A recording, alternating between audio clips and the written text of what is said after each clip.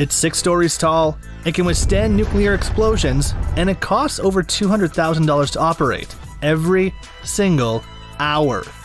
Transporting the President of the United States around the world is no easy task. As the world's most famous and arguably most important plane, it's essential that Air Force One is expertly fitted with unhackable security, ultimate luxury, and top-of-the-line missile defense systems. And mark our words, it is. Taking into account all of the fascinating high-end military features, it's no wonder the media has dubbed it the Flying White House. Let's take a look inside then, shall we? Seatbelts on. Before we step into the 3-level decked-out cabin and check out the exceptional features scattered throughout the aircraft, let's talk about the aircraft itself. What precisely is Air Force One? Think of that typical Air Force One plane. That enormous, blue and white, attention-grabbing superjet. All you need to do is admire the American flag on the tail, or the giant United States of America lettering to understand its individuality. There's truly nothing else like it, right? Wrong. In fact, there's something exactly like it. That's because there isn't just a single Air Force One plane. The White House actually owns 2 identical units. They're both highly customized Boeing 747-200B series aircrafts, which carry the tail codes 28,000 and 29,000 respectively.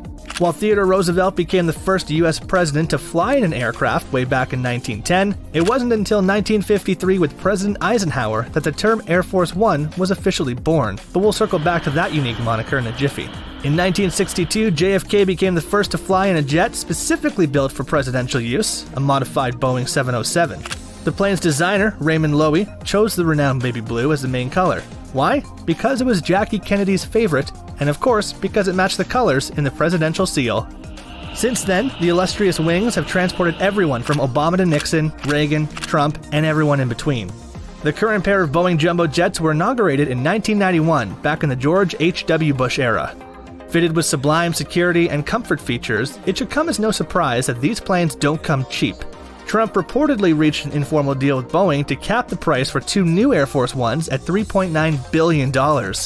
Yes, with a B. Boeing even stated that Trump had, quote, negotiated a good deal.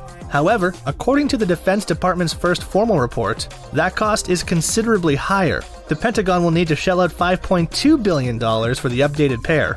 In general, the 2 planes sport the same structure as a regular commercial Boeing 747. They're enormous, as long as a city block, and about 3 times as tall as a giraffe. Each boasts 4 engines, which provides 56,700 pounds of thrust apiece, catapulting the plane to a top speed of nearly 700 miles per hour, about 10% shy of the speed of sound. Not only can it fly fast, but also far. On a single full tank, which carries 53,611 gallons, these planes can fly halfway around the world. Air Force One also cruises higher than the average airliner, at 45,000 feet instead of 30,000 feet. Contrary to popular assumption, Air Force One doesn't specifically refer to this Boeing or this identical one. In reality, Air Force One isn't technically a plane, it's just a name and a reference point. If the president strapped into an F-22 Raptor, for example, for the duration of his flight, that Raptor jet would be the new Air Force One. Evidently, it doesn't even have to be a transport plane or a luxury Boeing. If he was seated in a B-2 Spirit stealth bomber, then that would be the new Air Force One. Make sense? The name is simply the radio call for any Air Force vehicle holding the president. All crew and all air traffic controllers are made aware of this for the purpose of avoiding confusion with any other planes in the area. This way, the safety of the president's plane is able to be prioritized at all times. If the president rides on an Army aircraft, it's dubbed Army One, while a Navy aircraft is referred to as Marine One. The name system was first used in the Eisenhower days when the plane moving the president confusingly had the same call sign as an Eastern Airlines commercial flight. They were both flying in the same airspace, which immediately prompted the need for a new and improved system. Like a normal Boeing 747, the most common presidential transport planes are fitted with 3 separate levels. But as you're about to see, the inside of the Air Force One jets don't resemble commercial 747s in any way, shape, or form. As we work from bottom to top, the lowest level typically serves as cargo space, the middle level is the main passenger area, while the upper level is dedicated to the complex communications equipment. Cargo space and equipment storage is important, no doubt, but by far the most interesting space is the passenger area. Making most apartments seem small, the plane's onboard living quarters include the president's own bedroom, bathroom, workout room, and office. As if that wasn't enough luxury, most of the furniture is handcrafted by master carpenters suited to the president's particular tastes. The focal point of the middle level is a large conference room which doubles as the president's dining room. Senior staff members have their own dedicated work area, while traveling reporters are assigned their own space too. All up, the mammoth-sized jet can comfortably hold 70 passengers and 26 crew members. Despite the decent understanding we have of the layout, even visiting politicians and high-level journalists are forbidden to access some parts of the plane. This means that besides the general description of what's inside the plane, nobody except the president and his staff know precisely how these pieces fit together. What we do know, however, is that the president isn't being dealt a bag of stale, oversalted peanuts for lunch. On board the plane, the crew provide 24-hour first-class service, which includes a mouth-watering high-quality menu. Dedicated chefs prepare whatever the president is craving. That could include unique dishes or some good old-fashioned fast food. Don't believe us? See for yourself. Past meals have included everything from KFC chicken to Caesar wraps, steaks, taco salads, and fresh salads. You name it, and a dedicated chef can whip it up. In total, the crew is equipped to feed about 100 people at a time, and the storage area holds as many as 2,000 meals. Unlike the preparation process for regular airline meals, when buying the presidential ingredients, the White House staff need to select markets at random, do groceries undercover, and never source from one location twice, all in order to protect the president from the threat of a deliberate poison attack. If, however, something does go horribly wrong 45,000 feet up in the sky, Air Force One is decked out with all the essential medical equipment. The dedicated medical room has a fold-out operating table in case emergency surgery is needed, plus an extensive pharmacy, a defibrillator, oxygen, and much more. Of course, what good is having all the equipment if nobody knows how to properly use it? That's why a staff doctor is permanently on board who shadows the president wherever he goes. In the event that something does go wrong, the plane is fitted with all kinds of state-of-the-art communication equipment. Obviously though, the main premise of the extensive electronics is to, run a country. When you've got over 331 million under your wing, there's no time to enjoy the view above the clouds.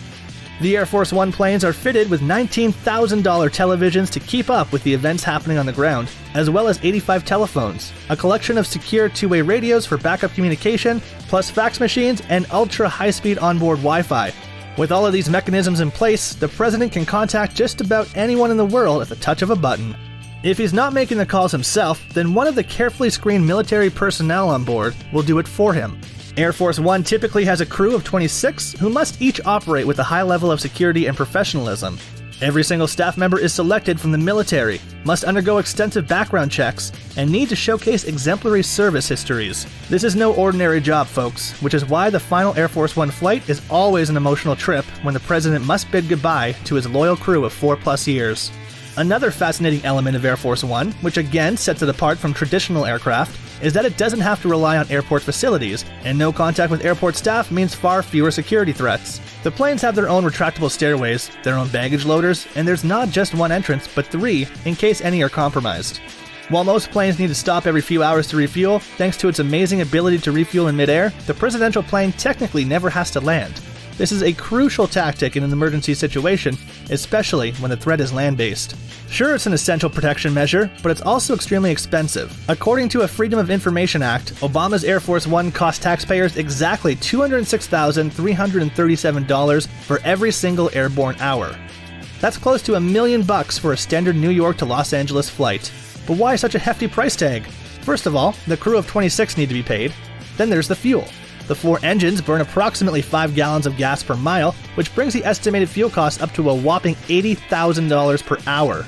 Don't forget the cargo planes, which need to transport the presidential limo.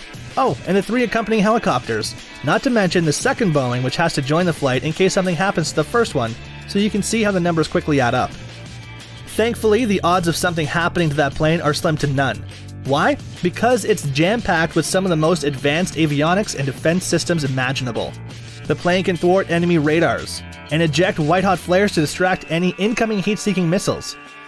If the missiles are infrared-seeking instead, then using IRCM jammers, essentially a special infrared light, those too can be jammed and deflected. Not only can Air Force One divert any surface-to-air missile and repel bullets thanks to armored windows, but with its specially coated shell, it can also, ready for this, withstand the effects of nuclear bombs wreaking havoc on the ground below. So if everything's hitting the fan on land, the president can confidently take refuge in the sky. If an emergency situation does suddenly arise, or more simply, if the president just wants to jet off to Hawaii for a vacation, far more planning and logistics go on behind the scenes than most realize. Expert Air Force crews at the Maryland Andrews Air Force Base carefully inspect the plane before any flight.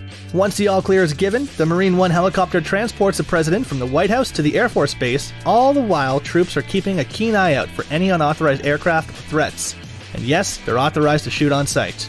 Just before the presidential Boeing takes off, a number of cargo planes depart, carrying the president's bulletproof, weapon-loaded motorcade. By doing so, the Air Force ensures that the president's ground transportation will be ready and available upon his arrival. Is 200 grand per hour too expensive to keep this bird up in the air? Let us know your thoughts in the comments. Don't forget to like, subscribe, and have a great day. Catch you next time.